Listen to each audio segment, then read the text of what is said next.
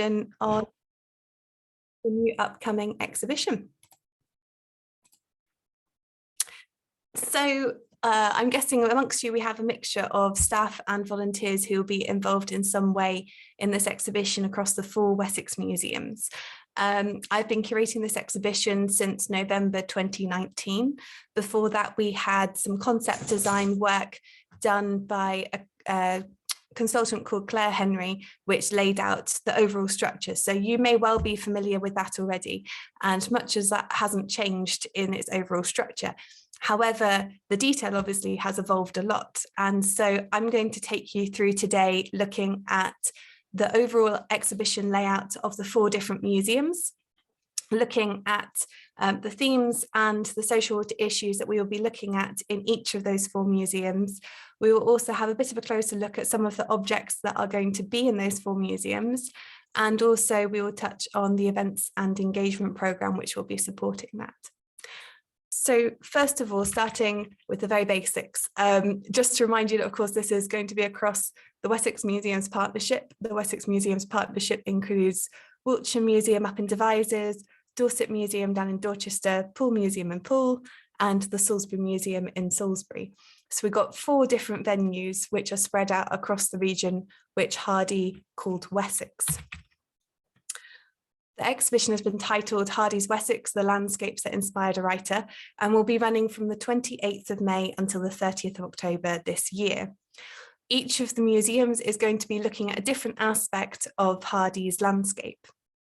So within Poole Museum, we're going to be looking at the coastal Wessex. Within Dorset Museum, we're going to be looking at the rural Wessex. In Salisbury Museum, we're going to be looking at urban Wessex. And Wiltshire Museum, we're going to be looking at ancient Wessex. Starting off with the very basics, who was Thomas Hardy? I don't know how familiar you all are with this. I'm sure that some of you will have read many of his novels, others may be seeing this as their first introduction to the man. So first of all, Thomas Hardy was a writer and poet. He lived between 1840 and 1928. He wrote novels, which is what he is primarily known for, but actually his poetry output was incredible. He wrote thousands of poems across his lifetime, and I think he himself saw himself primarily as a poet. So just to give you an idea of that span, we've got Queen Victoria there in 1837 and Hardy is born in 1840, so just following her accession to the throne. And then Hardy passes away in 1928, which is the year that Mickey Mouse first makes appearance on screens. And so you've got this incredible span of time that Hardy is bridging right through from the arrival of the railways in Wessex through to the sinking of the Titanic in 1912, the First World War of 1914. And so he sees a huge amount of change in his lifetime. It's interesting, I think, to note, especially with our museums, in 1851, when Hardy is only 11 years old, there is a tipping point of the urban population for the first time since record becomes larger than the rural population. And I think this disappearing world of rurality and these huge changes that are happening in greater society is what Hardy is trying to capture and record in his novels, as well as trying to combat some of the social issues that he felt connected to these changes. So going back to Hardy himself, Hardy was the son of a servant and a builder. His mother was a cook in the vicarage in the parish that Hardy's father grew up in. And his father is described as a master mason builder. So he was doing lots of building work locally, including on local churches and castles, and a lot on the estate on which they lived. But despite this, Hardy got a really, really good education. Both his parents were very keen readers and very, very keen to see him progress up the social ranks. And so he was sent off to school at the age of 8, as soon as he was seen as fit and healthy and well enough to attend. At the age of about 11, 13, his mother decides actually that the local school isn't good enough for her son, and so withdraws him and sends him off to the school in Dorchester instead. It's here that he shows himself to be a very good pupil. He is learning maths, rhetoric, languages. he stops at this school at the age of 16 and becomes an apprentice architect for an architect called John Hicks, who's also based in Dorchester. And through Hicks, he learns the skill of architecture. He is learning drafting as well. But also with Hicks, he is in an environment with other people who have a love of language and a love of learning. His fellow architects' apprentices are really into Greek and Latin, and they set each other little puzzles. And also Hicks himself was a vicar's son and had been brought up with a smattering of Hebrew as well. And so this love of language, even though he's pursuing his architecture career, is able to flourish and be explored. And this is then supplemented by the fact that his architect's office that he's working in is next door to the school of William Barnes, who is now known as Dorset dialect poet, but who was also an absolute lover of languages. He spoke about 70 odd languages and was trying to trace a common root of all languages. And so when the architect's apprentices argued about some particular interpretation or translation, then they go next door and ask William Barnes to weigh in on his opinion. And you see this then coming up again in Hardy's writing later in his life, where he quite often makes classical allusions to it within his books, but also this love of archaeology, which will be explored at Wiltshire Museum. So then when he's 22, he's finished his architect's apprenticeship and he decides to go off to London. And so he goes up to London and works for a very prestigious architect called Arthur Blomfield, who specialised in ecclesiastical architecture. And he was given, amongst other things, the chance to go to St Pancras, and when they were exhuming the bodies from the old churchyard there, Hardy was given the job of checking that every single body that came out of its grave was marked, recorded, and properly reinterred elsewhere. And this is one of the things that his second wife then says was a big influence on his slightly morbid, dark sense of humour. But it also gave him a view on city life. And so that urban stance that we're looking at in Salisbury is partly influenced by this period. It's during this period that he goes to listen to John Stuart Mill, the great thinker and kind of fighter for the rights of man, who is speaking in London at that point. He also finds himself in a cafe with Charles Dickens and gets very excited about this moment of brushing with fame. And he attends Lord Palmerston's funeral, and he goes on the first Underground Railway, and he goes to the International Exhibition. And so it's a real eye-opener for this young Dorset boy who suddenly finds himself in the centre of London, and he later calls himself half a Londoner because he really feels an affinity with the metropolis. But unfortunately, about 5 years later, he becomes very sick from being in this admittedly also very, very polluted environment, and his employer puts pressure on him to come back to Dorset to recover. And so he's back in Dorset at the age of 27. He has managed to do some writing. He's written a book called A Poor Man and a Lady, but it has been refused for publication because it's deemed to be too political, and he's told by the reader that it will actually damage his reputation further in future if he tries to push it for publication now.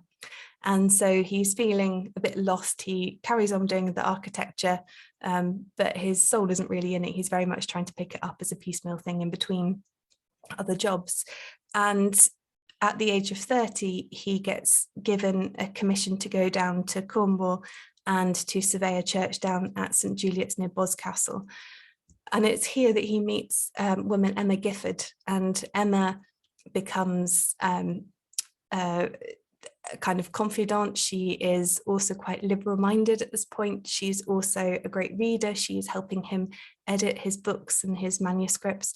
And she also becomes, they become courting and get married in 1874. And so she's a great support in this early point of his life, and really helps him, I think, make that leap from being a kind of jobbing architect to actually transitioning to be a full-time writer.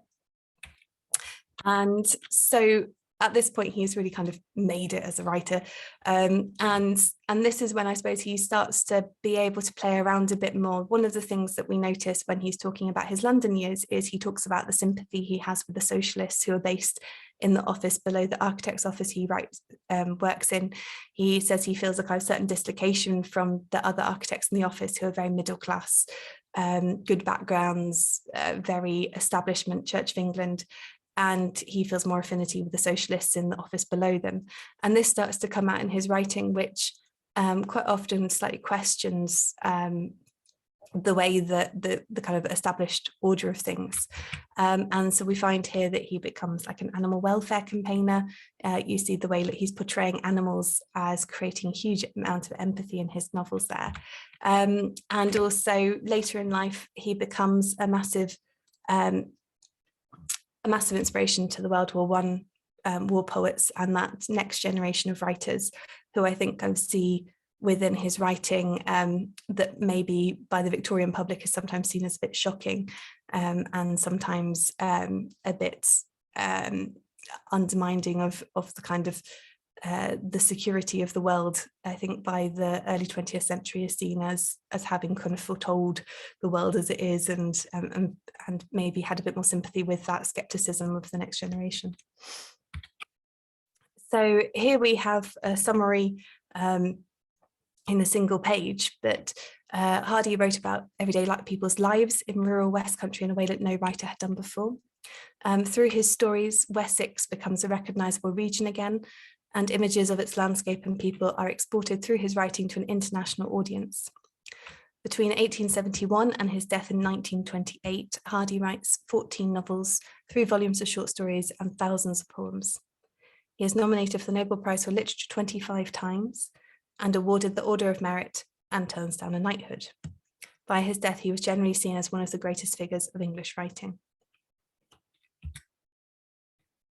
So to return more quickly to kind of the nuts and bolts operational of this exhibition was very much seen as using a regional figure who we have very, very strong collections on within our 4 collections, and telling this story in a way that can then recover our pre-COVID museum audiences who are perhaps quite museum literate, might have some previous Hardy knowledge, and will recognise Hardy plots and scenes, but also to attract a new audience within the 18 to 35 age bracket. So this has been especially taken in mind when writing the interpretation, which has tried to get more of a emotive, chatty style to it, engaging with social issues around Hardy, and also with people who are not so familiar with Hardy's fictional biography.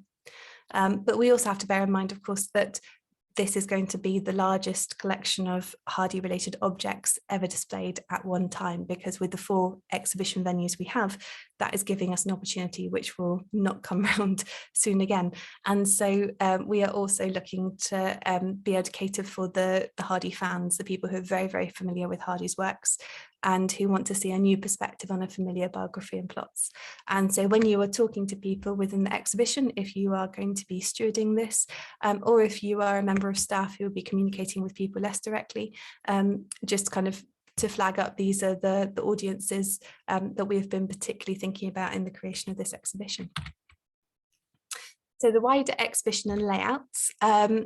So the 4 museums will all follow this exhibition layout. It's and so you'll see this kind of like common to all of them. We have a sense of place, which is very much an introduction to the venue and its surroundings. So, for example, Poole and the coastal elements and the coastal links, and Dorchester and the very local kind of rural links, Salisbury and the urban links, and also Wiltshire and the ancient landscape links. We will then from that move on to a graphic timeline, which gives an overall sense of when Hardy was in this period and what else was going on in the world around the time that Hardy was alive and writing. We'll then go into new views of life, which is looking at different social issues that Hardy engaged with, particularly looking at how the lens of that particular landscape the museum is representing, so the coastal, the rural, the ancient, or the urban, how that provides a lens to look at the particular social issues that Hardy worked on through his books. From this, we'll go to A Moment of Vision, which is a stage set which has been made by students from Arts University Bournemouth. And the Hardy Shorts, which also have been made by Arts University Bournemouth students inspired by the objects and the themes within those exhibitions. A Moment of Inspiration, which is an art installation, which is a bit more abstract, looking more at the sense of that landscape. And then we have What Inspires You, which is an opportunity for feedback and for engagement by the visitors, just through a simple desk and a notepad. And we'll have a light box with a view looking out onto Wessex. So first we're looking at the sense of place. And first of all, I will just flag up that I will cover this in a couple of slides, but this is the place where we are displaying the national loans that we have managed to acquire through the Western Loans Grant Scheme. And so you will see, as you look at these four, on the top left at Poole, we have Constable's Weymouth Bay, which was painted at Weymouth while Constable was on honeymoon here. And it's 1816, so it's portraying the period that Hardy is talking about in The Trumpet Major. And we wanted to give this as a very, very visual representation as the visitor first walks in of the world that Hardy is trying to portray through his novels. So there we have The Trumpet Major. We also have in the bottom right for Dorset, another loan also from the Victoria and Albert Museum, which is Thomas Webster's A Village Choir. And this has been used over and over again to represent especially his novel Under the Greenwood Tree, but that sense of that rural community and the society which Hardy is trying to capture on paper before he feels it is lost. And so that will be on display in Dorset. In Salisbury, we are displaying the Jude the Obscure original manuscript, which ties into the themes in Salisbury of the urban world, and as I will cover later, the religion and also women's equality. And then on the top right, you'll see Wiltshire Museum, which will have the Tess of the D'Urbervilles manuscript, which ties into the ancient landscape and Stonehenge, but also, as you'll see later, into the themes of superstition. But as you can see, those aren't the only objects in this section. This section is also an opportunity to showcase elements from the museum's own collections. So for example, in Salisbury, we have a map of the proposal for the railway to be extended around Salisbury, which speaks of the way that the urban and the regional centres were becoming far more connected in this period. The trains are coming into Wessex, as I said, in the 1840s. And so just at that decade that Hardy is born and growing up, and this brings about huge amounts of change in the way that people think about space and in connectivity between different populations. We've also got in that same section, the North Porch of Salisbury Cathedral, which is again tying into the theme with Jude the Obscure of stonemasons working on the cathedral and that real life inspiration from the Wessex landscape on Hardy's fictional world. And we've also got photographs from the Teacher Training College, which was in the building which is now the Salisbury Museum, but was also in real life attended by Thomas Hardy's sisters, and in his fictional world is occupied by Sue Brideshead, again in Jude the Obscure. So that's quite a nice way of bringing together the real landscape, Hardy's biographical landscape, and also his fictional landscape. Also on that bit, we have two sketches of the home that Hardy lived in when he was living in London, to bring in again that sense that Hardy was an urban personality as well as a rural personality, in spite of the fact that we all associate him with sheep and cows. And so just a nod there to his urban experiences and the fact that he himself saw himself as half a Londoner, as a very urban personality. Going up to Poole, we've got a loan from Weymouth Museum, which is of Weymouth Bay, and this ties into what Hardy tells us about the time that he briefly lived in Weymouth, and he used to row out every single evening and go swimming every single morning, and enjoyed just lying on his back, floating around in the waves, feeling the sun on his face, which I find something that I would never have thought of Hardy doing before I read it. But so it's quite a nice way, again, showing him in his own biography as interacting with this landscape. We've also got two photographs there from the Dorset Museum archives of the landscape looking at how these real life places influenced Hardy's fictional landscapes. We've got Portland and Bournemouth there, looking at the way that influenced his book, The Well-Beloved, and also Tesla d'Urberville's with Sandbourne, Bournemouth. We've also got two little sketches there. One is a very important one, which is of Beanie Cliff, which is a site down in Cornwall where he met his first wife, and which features quite prominently in his later love poetry. We've also got a lovely little sketch which he drew in 1875 when he was living in Swanage, of them loading stone in Swanage. Again, a sense of his biographical life of living in Swanage, then influencing the way he portrays Swanage in his book, The Hand of Ethelberta. For Wiltshire, we've got an amazing array here. On the right-hand side, we've got a lot of archival footage, which is associated with the filming of Far From the Madding Crowd in Devizes, which happened back for the 1967 film. And this is a really, really lovely link with Devizes. We've also got, as I'll discuss later, some walking routes around Wessex, which have been created in partnership with the Ramblers. And these one of these features Devizes and goes through several of the scenes that were filmed there. On the left-hand side, we have a section that focuses more on Hardy's connections with the ancient landscape throughout the whole of Wessex. So we've got a photograph of Maxgate with the barrow in the background. Maxgate was inadvertently built in the middle of a massive henge, and is one of the most significant henges around Dorchester. And Hardy accidentally dug up all of the sarsen stones that had been the centre of it in his garden while building the foundations for Maxgate, and ended up putting them as garden ornaments. So we've got a picture of Maxgate there to explain that connection there with his fascination with archaeology and the ancient landscape. We've also got a photograph of him on a bike. Talking about him, he described Stonehenge as being an easy day's cycle from Dorchester, rather him than me.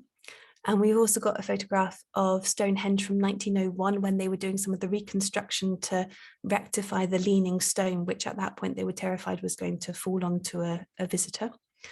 And we've also got a photograph of the Devil's Den, which Hardy features in his short story, What the Shepherd Saw. So again, tying in that sense of the literary landscape, the way that Hardy biographically interacted with the landscape, and also the Wessex landscape itself. And then finally on Dorset, down in the right-hand corner, we've got, as I mentioned, the Thomas Webster, but then we've also got a lovely oil painting by John Everett of the station in Dorchester, again, making that connection of how the rural and the urban were becoming increasingly connected in this period. We've got a political pamphlet which is advertising a rally in Fordington, which is called the Dorchester Slave Fair, and it's trying to make the point of the fact that in this period, Dorchester agricultural labourers were some of the worst paid in the country. In 1830, the swing riots had come through Dorset and had resulted in several people being hanged and many more transported. In 1834, we have the famous case of the Tolpuddle Martyrs, who had formed a friendly society and consequently been transported to Australia. And in the 1870s, there are cases around Dorset of trade union members being evicted from their cottages for having joined a trade union. And so tensions between employers and employees in this period are very, very high, which is then interesting to look at in conjunction with how this influences Hardy's writing about those relationships in his novels. We've also got some portrayals of the pastoral and the arable landscapes of Dorset. And we've got Hardy's own drawn map of Hardy's Wessex, describing the way that he pulled together from his home in Dorset all of these different regions and gave them a coherence which they hadn't really had apart from for Anglo-Saxon scholars. And through his map of Wessex, he renames every single place and gives it a pseudonym, which no doubt you will have seen around the place, things like Salisbury being Melchester, Dorchester being Casterbridge, Poole being Havenpool, and so you'll be able to trace those kind of doppelgangers yourself. And then we've also got a sketch by Hardy of Hardy's cottage, showing that he was born just outside of Dorchester, and then also a photograph of Maxgate when it was first built, showing his house that he settled in and lived until 1928 and his death. And so, as I mentioned, this is where we're showcasing these national loans. the British Library's Tesla d'Urberville's manuscript, the 2 paintings from the V&A, and the Jude the Obscure manuscript from the Fitzwilliam Museum in Cambridge. We will also have some additional loans. We've got the Sergeant Troy costume from Far From the Madding Crowd, which was worn by Starrant Stamp, which will be in the Sense of Place at Wiltshire. And we've also got, as I mentioned, the William Pye painting from Weymouth Museum, but also 2 others, which I'll mention here, that actually will appear later in the exhibition.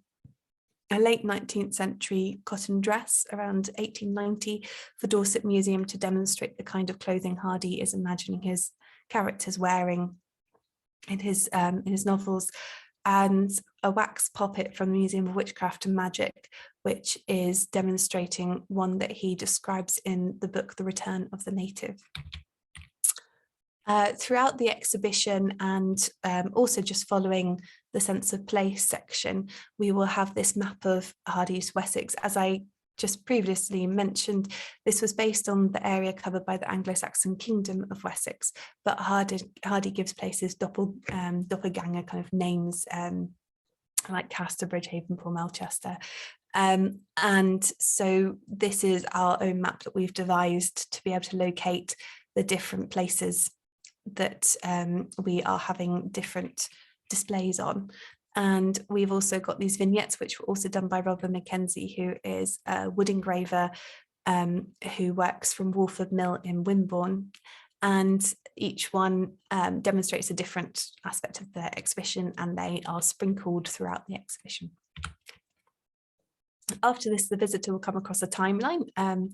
Each timeline will be exactly the same in the different locations, but all of the illustrations that go up are points from Hardy's life, and all the illustrations that go down are points more generally illustrating what was going on in the world at that point. So then this bit, which I've been alluding to throughout, and I hope I haven't confused you through those allusions, that the majority of the objects that are on display actually fall into this section, which we are calling New Views of Life. This is tying into social issues that Hardy engages with that are relevant to those 4 different locations. So in Salisbury Museum, we'll be looking specifically at women's equality and religion. And this is looking at the influence of people like his mother, his grandmother, and his sisters on the way that he writes about women, and the way that he portrays them within his literature, and the way that this was received. And so we've got things like a facsimile of a letter from Thomas Hardy to Millicent Fawcett in support of women's equality and suffrage. And we've also got some beautiful letters, 3 letters from women from the 1920s, who are all in their 20s, writing to Hardy saying that they have experienced very similar circumstances to what Tesla d'Urberville has experienced, and that they feel that his writing for the first time in their experience represented their lived experiences on a public stage. We've also got the section on religion, which is looking at Hardy's own relationship with religion, but also looking at this through a very biographical lens. So what was his interaction with the church as almost a cultural institution? And this ties into his family having been very musical and having been very involved in the local choir in the church, but also looking at the tensions that started to exist between Hardy and established religion later in his life. And this comes out most poignantly in the point where, on the day of his burial, the Dean of Westminster writes to his local vicar and says, we've just buried Hardy's ashes in Westminster Abbey in Port's Corner, but we're not really sure that Hardy was Christian enough to be left in Westminster Abbey. So could you please write to us confirming that he really was as Christian as we would hope? And so the vicar then writes a reply saying, yes, I think he was a Christian for these following reasons. But it's a rather tense moment when you see that potentially if the vicar had replied otherwise, Hardy would no longer be buried in Poets' Corner and would have had to been exhumed and found somewhere elsewhere. In Dorset Museum, we're using the rural lens to look at animal welfare and social tensions in the countryside. Hardy, having grown up in a very rural area, it meant that he was seeing the use of animals in farming, and whether that was through farming them for meat or using them for power, but also he does a lot of later in life criticism of blood sports. And I think this all comes from having grown up in a very rural area and having seen this at very close hand. We're also looking at the social tensions, as I said, in this period. The tensions between employers and employees in the rural areas were at a very, very high tension. And so it's a point to look at how Hardy portrays these in his own writing. And one of the most extreme contrasts is this case of in 1874, there were various agricultural labourers who were evicted from their houses in Milburn St Andrew, which is just between Dorchester and Blandford. And this is the same year that Hardy writes the novel Far from the Madding Crowd and has that published. One of the key scenes from Far from the Madding Crowd, which was actually cut from the original, is a shearing supper, which is where all of the employees share supper with their employer. At this period in the 1870s, this was something that was being contested a lot. A lot of employers were refusing to have these shearing suppers in these harvest homes because they saw this relationship between employee and employer as having broken down to the point of not even wanting to share meals with them.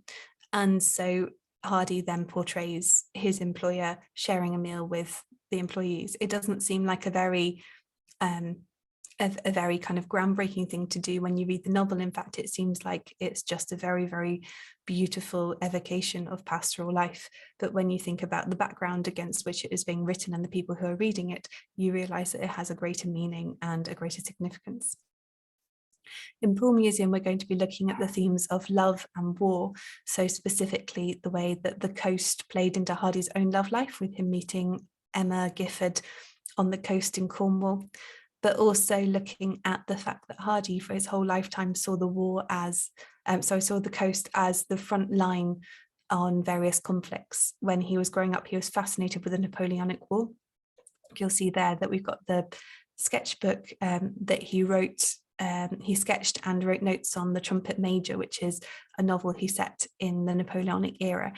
And this is based a lot on his research from the British Library, but also from his memories passed down from his grandmother of what life had been like on the front when they thought every day that they were going to be invaded by the French. And in his mind, this became quite a romantic period. And his novel, The Trumpet Major, is interestingly one of the most light-hearted of all of his novels.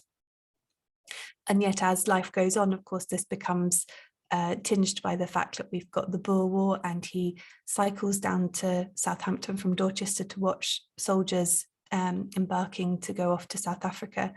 And he sees this as a great tragedy, that these soldiers are going off to fight a war that they don't really understand, and which increasingly the British public couldn't see as something that could be justified. And this then becomes more so in the First World War, where although Hardy condones the conflict in that he feels that Germany can't justify invading another country, he sees it very much as a failing in humanity, that we have not found a way of resolving conflict after thousands of years. And he writes poetry that is very much about this, this kind of mourning for humanity. And then going down to Wiltshire Museum, we're looking at his relationship with the natural landscape and the way that people have interacted with it over time. And so this ties into not only the archaeology of the site, so we're going to be looking at the archaeological remains that he exhumed, as I mentioned, when he was building Max Gate, but also looking at the way that people in his novels interact with that landscape and the traces that they leave behind on it. And so we've got some amazing collections from the social history collection of photographs, looking at different people interacting with their different landscapes and looking at how he spoke about that in his works. And we're also looking at things like this beautiful little sketch here that is his first attempt at sketching from nature.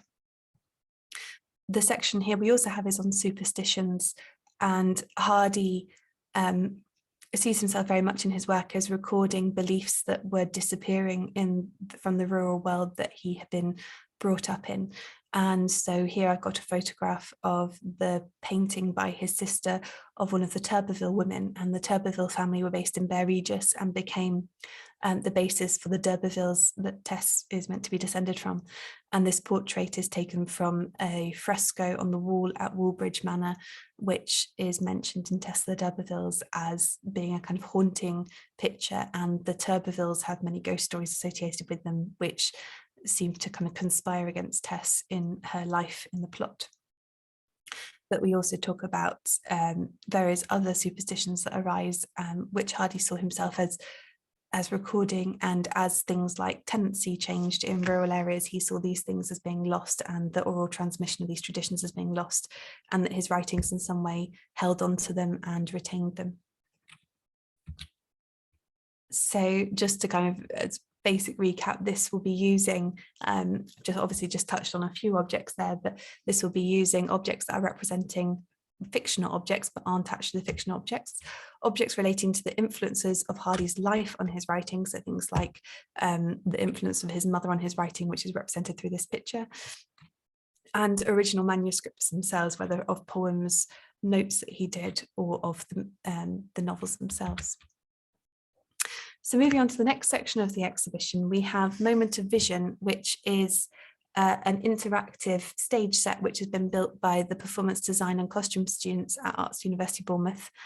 At Poole, this will be the cliffhanger scene, which, yes, that is the genuine beginning of the term cliffhanger, where Hardy literally leaves a character hanging off of a cliff at the end of the chapter, and you have to buy the next instalment to find out whether he's still hanging off of a cliff. In Wiltshire, we've got the famous scene of Tess and Angel at Stonehenge from Tess the d'Urbervilles. In Salisbury, we've got when Jude first sees Christminster in Jude the Obscure. And in Dorset, we've got the Waden Priors Fair from the Mayor of Casterbridge, portraying rural life and this very, very rural, grown out of the earth fair where Henchard and his wife find themselves at the beginning of the book. The Hardy shorts are going to be a series on a TV screen of 45-second sequences, which have been influenced by the themes and objects within the exhibition. So those themes we were just discussing in the new views of life. There'll also be a section called Moment of Inspiration, which has been created by the artist Kira Bennett, who is an MA architecture graduate from AUB. And these have taken as their inspiration a partly dream, partly real country, which is how Hardy described Wessex. And so the front panel will be a semi-translucent panel through which the other panel can be seen. And she's being influenced by Sumei art, which is a Japanese art, which takes a particular element of a landscape and portrays that in detail. And so she's going to do that with the 4 different landscapes we're describing: the ancient, the rural, the urban, and the coastal, and create 4 unique installations for these. And they will also have projected upon them moving imagery, so water going across stones or leaves swaying in the wind, and a bit of audio as well, gently in the background. And then finally, there's a moment where people can sit at a desk and write their thoughts on the exhibition, a poem, a story. This is a moment for gathering some evaluation as well, informally, as well as hopefully a chance for people to just process what they have seen. So then just going a bit deeper into the exhibition design for Dorset Museum with the Rural Wessex, as I said, so looking at social tensions and animal welfare. This is your frontispiece as you first come into the room, a jazzy Hardy on a green background. We then have, as you can see, the timeline, the sense of place, moving around to social tensions, and then animal welfare last. In the section is the Moment of Vision, the Waden Priors Fair, and also an interactive Snakes and Ladders game on the floor. And this is the 3D design that you're seeing here. So it's not how the final looks, but just to give you a sense of how we are using different objects from the collection. We have some agricultural implements, which are representing the farming year and the way that this was changing as mechanisation comes in the period that Hardy's writing about. We also have a few objects there about going into the social tension section, about how Hardy went from being from quite a modest background to being invited to have knighthood, and also having to host the Prince of Wales on his visit to Hardy's house in Dorset. We then go into animal welfare, where we've got a collection of photographs of the Hardy pets and their love of animals, and then some objects which look particularly at Hardy's interactions with the natural world. So a sketch he did of the heathland, his beautiful walking stick, which he used on his walks, which has a dog engraved on the handle, and some other objects which are beautifully illustrated with wildlife. And also we have the design that he did for his pet dog's gravestone, which he carved himself and which is still at the cemetery in Maxgate. We then have this, the animal welfare section goes around the corner to have yet more objects from the social history collection, illustrating the relationship between the animals in agriculture, apiary, and the people that look after them. And these are illustrated with quotes from Thomas Hardy, but also with photography from the social history collections, and with sketches from Thomas Hardy. And then lastly, this section, which is looking more at the blood sports that he campaigned against. And we've got a little page from a notebook by Thomas Hardy describing a pheasant shoot, which then directly influences the way he portrays pheasant shooting in Tesla d'Urberville. So again, you've got that lovely interaction between the real world of Wessex, Hardy making a note about it, and then it appearing in his novels in an attempt to change the way that people think about the real world.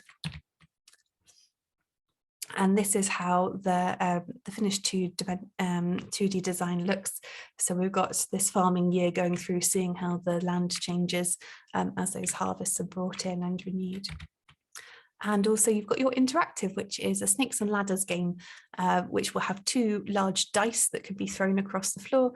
And each of the little coloured squares is a different thing that can happen to you, whether it is something good that leads you up a ladder, or whether it is a Hardy event that is bad that takes you down a snake. And these are taken from different Hardy novels like The Cliffhanger, Far from the Madding Crowd, and Return of the Native.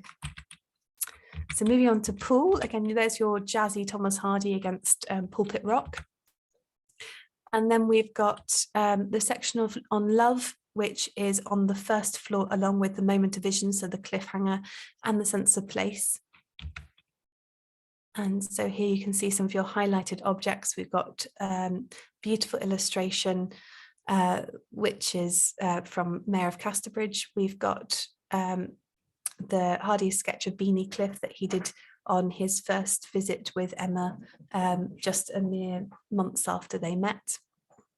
And we've also got some of the handwritten manuscript music that he wrote, which he used to play with his father for dancing. So talking about the ideas of Victorian romance and dancing there. And then on the second floor, we look at the war theme, and we've also got the moment of inspiration and the Hardy shorts up there with the What Inspires You table. And this is looking at, as I mentioned earlier, his fascination with the Napoleonic Wars and how that influenced his early writing, but then also looking at the sense of disillusionment he gets later on with the Boer War and with the First World War, and how this then influences his poetry of his later life. And this is your look of feel, where we've got some beautiful little coastal vignettes along this kind of ribbon that goes across the middle of the wall. So you'll have to go around and see if you can spot the different towns and beaches that it is portraying. And your interactives are, we've got Learn How to Waltz Like Hardy, alongside a little booklet on how to dance that he used himself. And we've also got this Agony Aunt page where people can post their advice to different Hardy characters who've got in romantic scrapes. And then moving on to Salisbury, here's your jazzy purple Hardy against a background of Salisbury Close. And we've got in the first room, you've got your sense of place with the Duty Obscure manuscript, the moment of inspiration and the timeline. And then in the second room, we're looking at women, but we also have the What Inspires You desk there. And then the third room, we've got religion and the moment of vision with Jude's view of Christminster. And so looking at yours, you can see there, we've got this beautiful red dress from Kate Hardy, who attended the teacher training school that Salisbury Museum now occupies the same building of. we've got this beautiful painting of Hardy's mother and him as a baby, which will be on display for the first time, having been acquired by Dorset Museum last year. And we've got Granny's kettle, which became quite popular during our crowdfunder campaign and has now been conserved by Metal Conservator down in Exeter, but is the kettle that Hardy's granny would have put on to boil while telling him all these stories of the Napoleonic Wars, of his grandfather manning the coast at Weymouth looking out for Napoleon, of the hangings that she saw, of the dances that she attended, and all of these memories went into the young Hardy's head and became a lot of the stories that he later wrote about. In the second room, we look at religion, and so here we've got things like this lovely sketch by John Everett of Stimsford Church, which is the church that the Hardy family attended, and also of the Hardy family carol singing, which they did every year when Hardy was a baby, and which then features in Under the Greenwood Tree. And the case below this will feature the manuscript of Under the Greenwood Tree, and also we will be looking at things like Hardy's father's stonemasonry and the way that work on churches then influences characters like Jude the Obscure and his relationship with the churches. Also, Hardy worked as a church architect, as I mentioned, and so we've got some of his designs from that period which are on display in this room. And we've also got those letters about his funeral and his burial on display. And this is your look and feel with some churches there, but also some lovely Victorian house silhouettes on the horizon. And then with Wiltshire Museum, we've got, this is your Hardy looking out over Stonehenge. And when you first come in here, we've got the sense of place. So one of the first things you see is the Sergeant Troy uniform right in front of you. And we then got Tesla d'Urberville's manuscript on the right. And so that sense of place cluster as you walk straight in on your right above in front of you. And then to the left, you go towards the timeline and then move on into the section on landscape and superstition at the far end of the Oxman Gallery. In the Piper Gallery, we have another small section which is on Stonehenge, which then leads you into the moment of vision, which, as I said, was that scene where Tess and Angel at that climactic point in Tesla d'Urberville's reach Stonehenge and sleep there for the night. We also have the moment of inspiration in the Piper Gallery and the What Inspires You. And so this is a little look at how your layout will be. We have the Turberville portraits that we just looked at on the far wall there, and we have Hardy's archaeological finds in that central cabinet, and we also have some things like the picture of Devil's Den by Philip Crocker, which is on the wall, which, as I said, influences his short story What the Shepherds Saw. We've got the Facts Notebook. We've got these photographs of woodlanders around Wiltshire and some cider making, and a woman in a wood making her lunch over a cauldron, which are all linked to different Hardy quotes where he describes different characters interacting with their natural environment.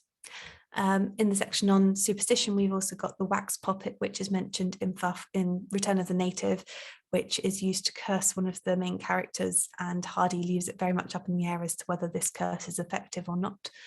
We've also got a Bible and key illustrating the scene from Far From the Madding Crowd, where Bathsheba tries to tell who her husband will be through this form of divination. And we've also got, again, with those archaeological finds from Maxgate, this manuscript of the Clasped Skeletons, which is a Hardy poem imagining the two skeletons that he dug up in his garden and how long they have lain there and what those thousands of years means in terms of human history. So imagining all the classical figures that he has known about since childhood who have been born and lived and died since those skeletons were first interred in his garden. So really giving that sense of deep time. On looking the other way, there are those archaeological finds up close. So you've got two lovely Iron Age bowls there, and some clasps as well. And then on the other wall, we have a letter from William Morris to Hardy saying, "I really like your writing." And we also have Hardy's first sketch from Nietzsche and some little tiny sketched stick figures illustrating different classical stories and talking about Hardy's obsession with the classical. And I think he really loved relating back that sense of the classical and how that then relates into the periods that he's then digging up in his garden and the layers of time that he's seeing in his own Wessex. We have the interactive here is the Wheel of Fortune, which is talking about the way that Hardy quite often brings in this idea of fate that seems to govern his characters, and it's influenced very much by a kind of Greek tragedy idea of fate. And so here we have different stories from Hardy's novels made into different kind of fortune telling cookie type fortunes. And that is the end of the 4 museums. So I'll quickly just run through our events and engagement programme.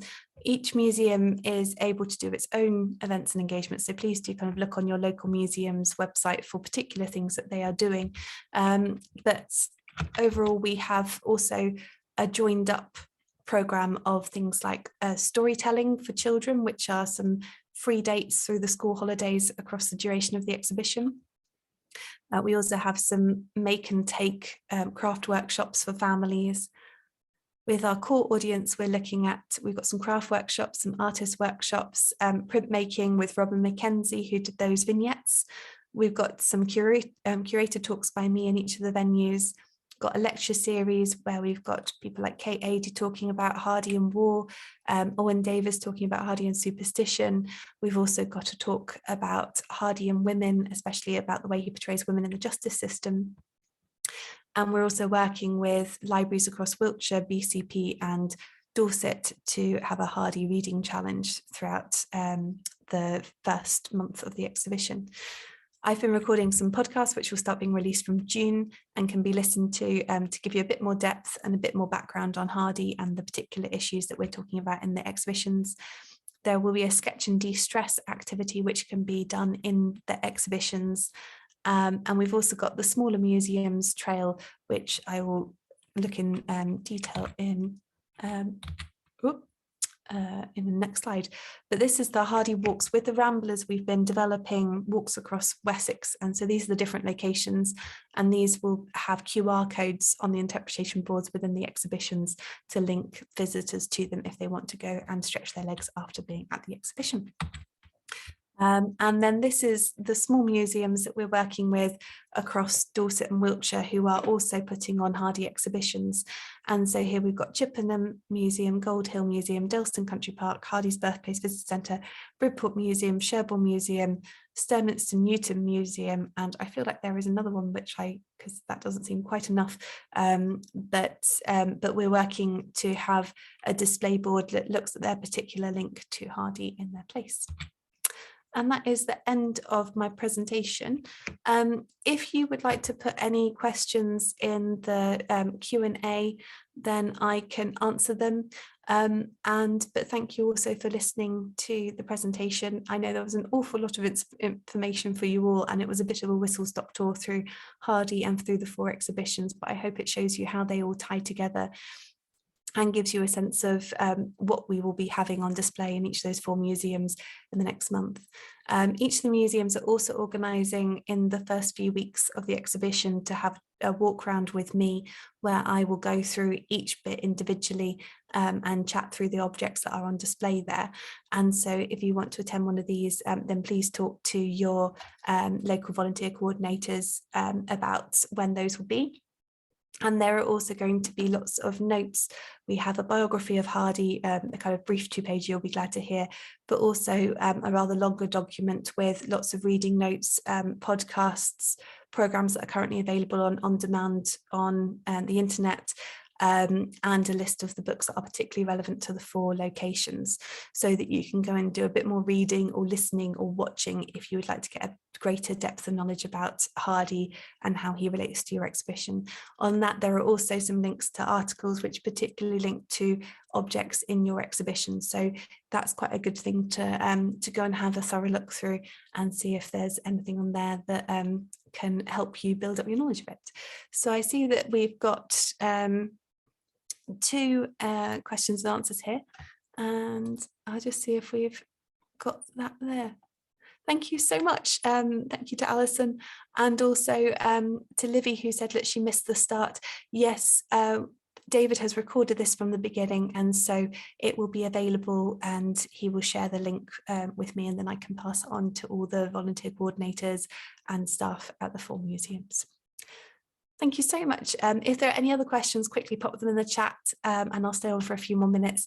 But otherwise, thank you so much for listening and bearing with me, and look forward to meeting you all in person in the first few weeks of the exhibition.